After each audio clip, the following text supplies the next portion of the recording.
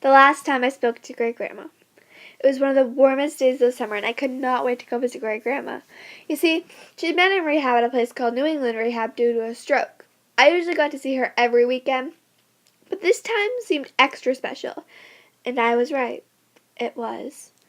I hopped out of the car and stepped onto the tarp. As I started walking, a nice breeze blew over me. As we got closer and closer to the entrance, it got warmer and warmer, and even though I was used to going to the rehab center, I still got nervous.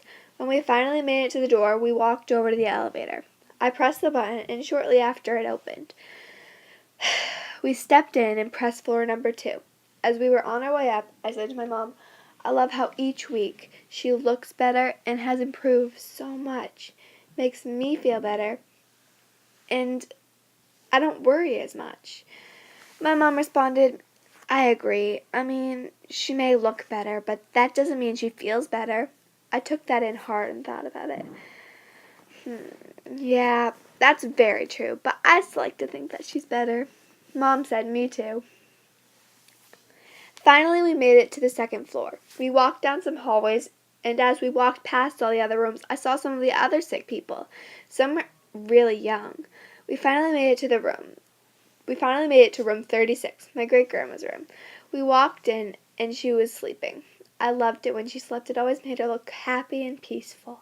Soon after that, she woke up and my mom asked how she felt. She said, better, in that weak, cracky voice. After talking a little, my mom did her hair so that she would feel human, as my mom would always say. Around 12, they brought her food, and I once again would have to watch her suffer through eating that awful food. When she finished, we decided to go. Mom bent down and gave her a hug and a kiss, and then it was my turn. I bent down and whispered, I love you, Great-Grandma. She responded, I love you, Hannah, in that cracky voice, and kissed me on the cheek.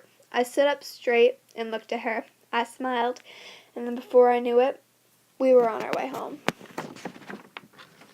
About 1 week later, it was another one of the hottest days of the summer. I had this terrible feeling in my gut all day like something bad was going to happen. And sure enough, something did. I got off the bus. I was so hot I made my way over to my mom's car. I got in and put my stuff in the back. She asked how my day was. I said good. After, she said, so I have some sad news. I swallowed hard and started getting hotter and hotter. My face turned red and suddenly I felt sick to my stomach. I asked what it was, and she said Great-Grandma had passed away. A big lump began to form in my throat. My eyes filled with water, and all I wanted to do was hide my face forever. But I couldn't do that, so instead I bawled my eyes out, and so did my mother. After that, and to this day on, Great-Grandma is the only thing that I can think about. It was so unexpected. I was so lucky to have this special connection that not a lot of people had with her, and I will never forget that day, because those words were just so deep. I don't know how anyone could forget